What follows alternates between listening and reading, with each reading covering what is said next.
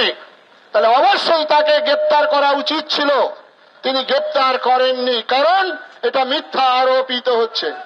আমি সন্ন্যাসী, আমি আচার্য স্বামী প্রণবানন্দজি মহারাজ, তারই মালা গলায় দিয়েছিলেন শ্যামাপ্রসাদ মুখার্জিকে।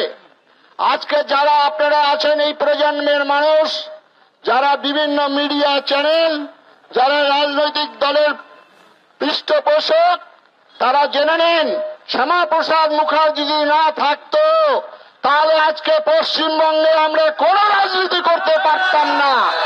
এটা ধ্রুব সত্য।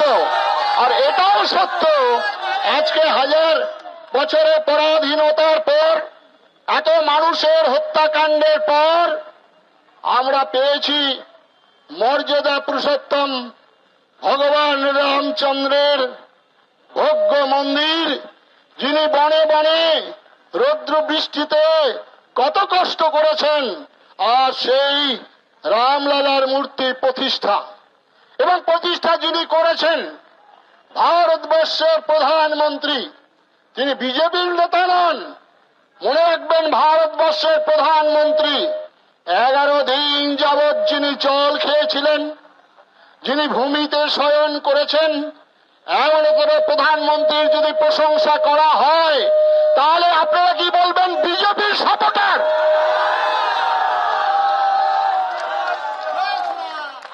হিন্দুর কথা বললেই যখন ইমামরা চিঠি লিখে ভোট দিতে পারেন তখন সেটা সাম্প্রদায়িক হন না। কার্তিক মহারাজ যদি আবেদন করেন তাহলে সেটা সাম্প্রদায়িক। তার প্রমাণ আজকে আমরা কোনো অর্থ দিয়ে গাড়ি ভাড়া করে মানুষ আনিনি। আজকে হিন্দু সমাজের সংকট, ধর্মের সংকট, এই সংকটে বারে বারে ভারতবর্ষের মানুষ সম্মিলিত হয়েছেন।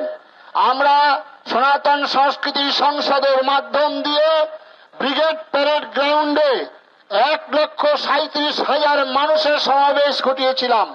সেই সমাবেশে আমরা মাত্র 4 জন মানুষ ছিলাম।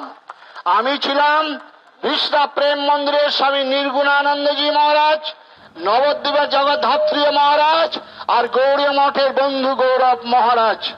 মাত্র আমাদের আবেদন করজোড়ে প্রার্থনা করেছিলাম, রাজশক্তি আমাদের সঙ্গে নেই, অর্থ আমাদের সঙ্গে নেই, আমরা মাত্র সন্ন্যাসী।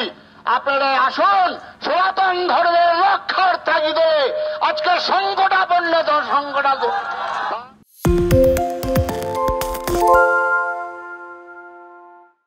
পালিয়েছে তাই নাকি? রাত্রে বাংলা গুজব চায় না, বাংলা খবর চায়। বাংলা খবর, বাংলার খবর।